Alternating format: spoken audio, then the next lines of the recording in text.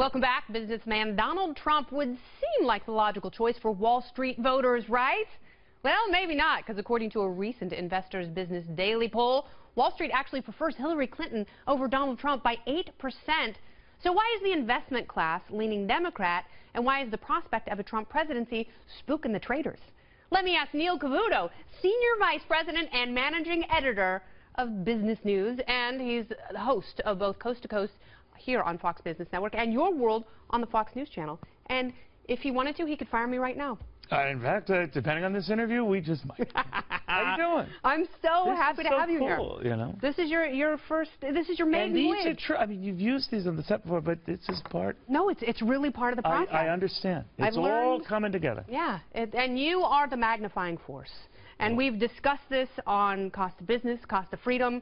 The markets are deeply spooked by Donald Trump. In fact, just in the last few days with the race tightening, you see that people are running to gold. Maybe William Devane is right. Does he do ads during this show? God, I hope so. Okay, fine. Yeah. You know what I think it is, and I've heard that too. Hillary Clinton is what you know. Yeah. And Donald Trump is what you don't. And Hillary Clinton is kind of, well, we kind of know what we're getting. We don't necessarily love all the attacks on the wealthy and all that, but we know what we're getting. With Donald Trump and some of his protectionist talk, we're not so sure. So I think a lot of it is more the unknown than of him specifically, Kennedy, but you're right. It's counterintuitive. But I look back in history in 1980, before you were born, that the race was between a known entity, Jimmy Carter, and this unknown cowboy, Ronald Reagan. And many in the markets, including the state Wall Street Journal, had said, we like his idea of cutting taxes, but he's going to cut them too much. It's too dangerous. So even to the markets, friendly to his thinking, that is Reagan's thinking, he was a bit of a wild card. And Donald Trump, you would think, is a bit of a wild card, but according to this daily tracking poll by Washington Post and ABC News, Trump actually has an 8-point advantage in honesty. How important do you think honesty is at this point, 6 days away from Election Day? How important is that? Well, it's at times like these that I regret, like John Candy passed away, because I'd always want to be on the set with him, or Chris Farley, also gone. Yeah. Because if you're overweight, you want to be with much fatter people. Here's my point on that. If you're Donald Trump, you want to be surrounded by people who are more objectionable with your market views and your world views. And he's alone out there, because not good or bad, but he's alone out there. And those views don't jibe with a market that says cool it.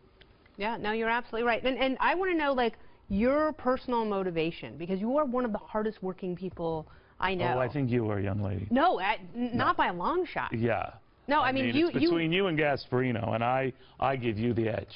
Well, he doesn't bring markers. Chuckles has the edge in boxing. Chuckles, yes, he does. But just barely, because I've been training. He's a workout fiend. No, he really is. Yeah. He's a hottie with a naughty body, but he keeps it hidden under that smart suit. You would never know. It's scary. People think that Charlie and I don't like each other. Well, because when we go on your show, I push that. That's the narrative is coming from you. That's where it comes from. Oh, that's great. Yeah. Oh, they hate each other. Yeah. But you truly, you had major surgery this year. Indeed, heart surgery. And as soon as you could come back, as soon as you got the okay from your doctor, you were working 6 days a week.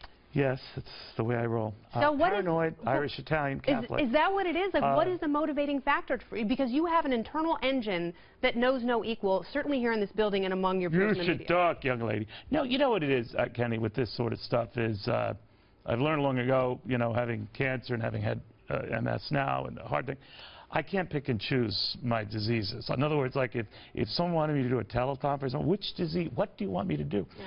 So you really can't control that sort of stuff, but you can control your attitude about it. It's scary when you have heart surgery. Many people, many interviewers have been through a lot worse. But you can't let that define you. And the one thing I've discovered when they open up your chest and they stop your heart for 4 hours while they're doing surgery is you got to have a sense of humor about it. I was always amazed by the number of people who emailed me, well, the good news is, Cavuto, you have a heart. Oh, come on now. And that was just from Gasparino.